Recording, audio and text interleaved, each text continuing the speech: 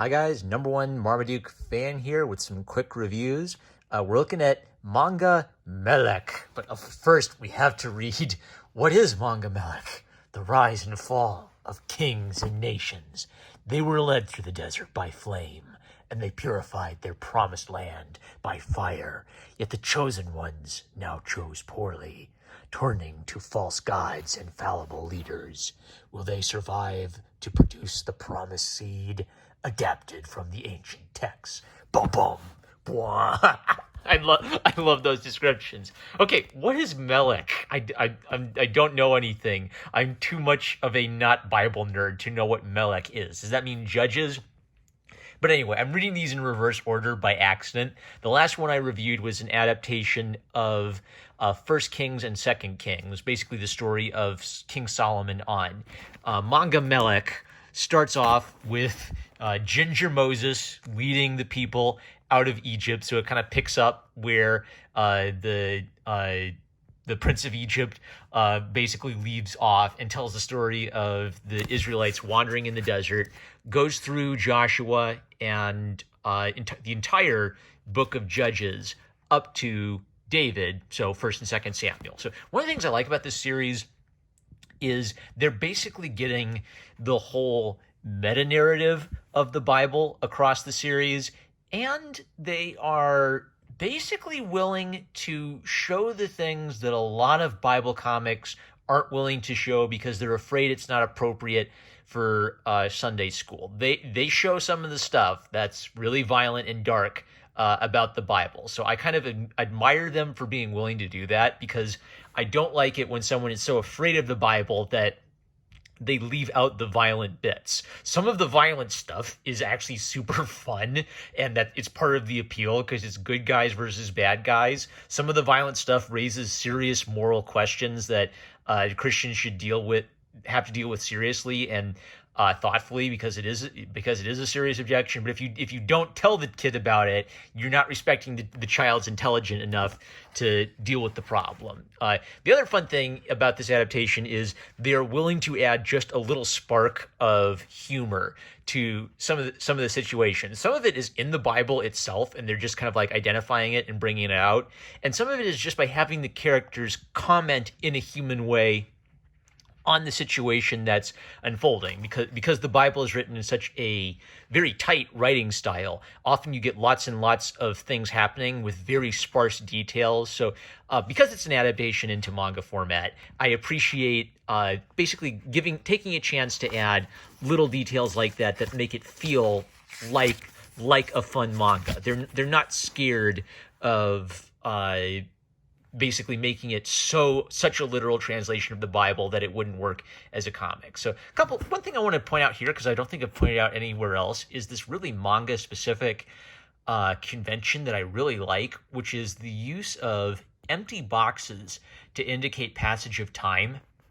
Which means if there's like a pause or a later that day, just one of these blank boxes indicates that, because you sort of pause there for a second and then you move on to the next thing and you infer that, oh, okay, there's a gap between here and here. That's a really good convention, and I don't see Western comics using it that much. I've noticed it in a lot of manga, and I want to get the artist name, actually. Ryo Azumi, talented guy. It's a fun, simple style. Like it's not going to be like on the top shelf with like Berserk or anything, but it feels authentic and it feels fun. It does the job it needs to do.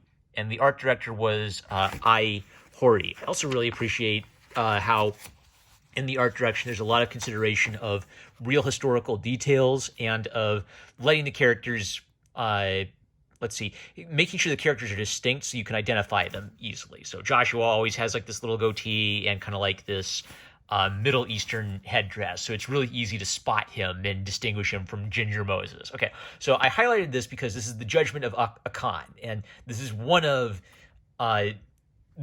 the most troubling and controversial passages in the Bible, because it concerns the judgment of a man and his entire family for disobeying God, right? So this is the kind of thing that atheists will point this out and say, well, do you really believe that? And I'm not going to talk about the judgment of Achan in this video. That's beyond the scope of this video. But basically, Props for putting it in a kid's comic. It would have been the easiest thing in the world just to skip over this little scene and pretend it didn't happen because you didn't want to offend anybody's sensibilities. And I feel like if you do that, you're doing a disservice. Now they do obviously edit. They have to leave things out for brevity, but you can tell they're not editing things out just because they're afraid that it would be controversial or offensive. I've seen the Lord face to face. I'm gonna die. There are lots of great out of context panels in this comic. But okay, so Gideon, right? Gideon, they give him a kind of like a brown orange vibe, and they give him pretty boy anime hair. When we get to Samson, okay, the story of Samson's a great story, but like, look, he's got the long flowing Goldilocks hair. He's kind of got the Bishi boy look.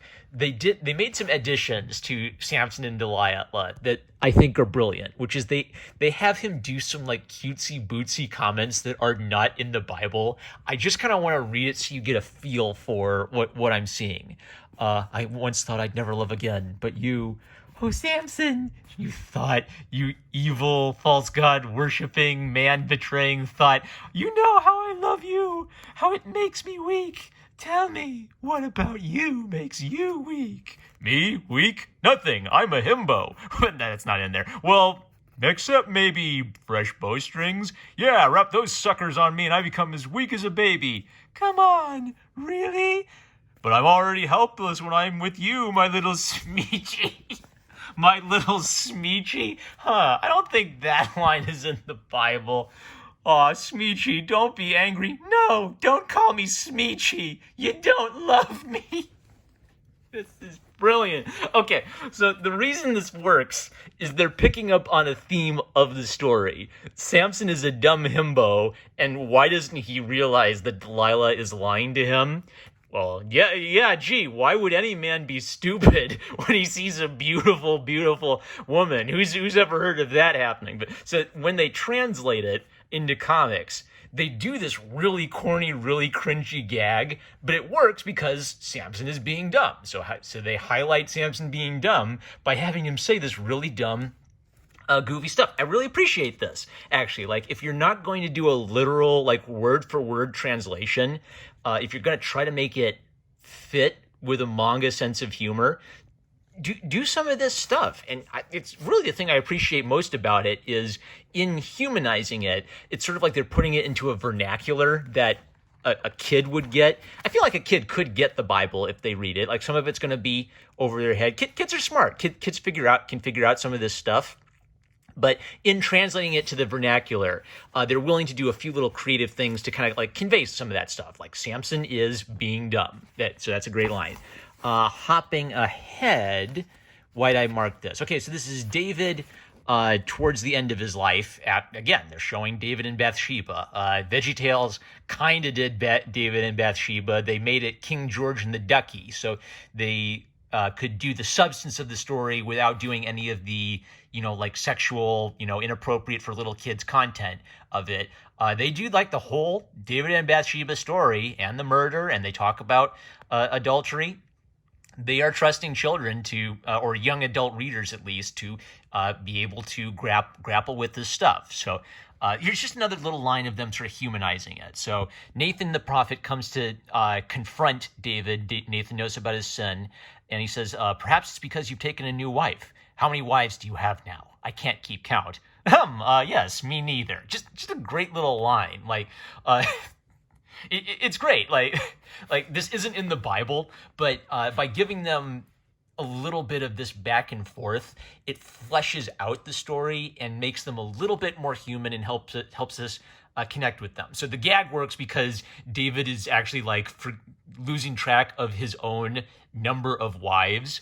But the gag actually underscores the absurdity of some of it. David is allowing himself to do things and to get away with things that he probably knows is wrong, but he's being a little casual and flippant about it, relating to the overarching theme, which is David committed adultery and he murdered the husband of the woman he committed adultery with, and now he's being confronted about it, right? So, great series, and then great little additional context to help you kind of like I actually didn't see this page, but like maps to show you like where things were happening, family trees to help you connect who's descended from who. This is really, I've read a lot of Bible comics, and just in terms of overall quality, in spite of its, I think, deliberately goofy moments, which I actually think add to the charm, this is one of the best Bible comics I've ever read in terms of its scope, taking the history seriously, adapting some of the, not for little kids.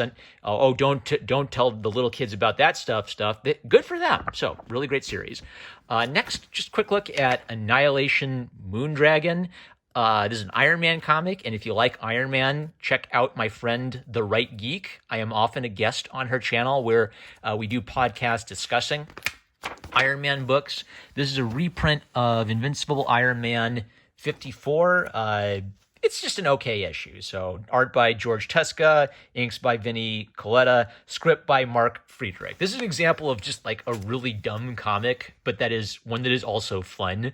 And if a comic is fun, I don't care if it's really dumb. It's actually sort of achieving what I think a good old superhero comic is supposed to achieve. I think this is the introductory issue of Moondragon. I didn't know this, but her original name wasn't Moondragon. It was Madame Evil.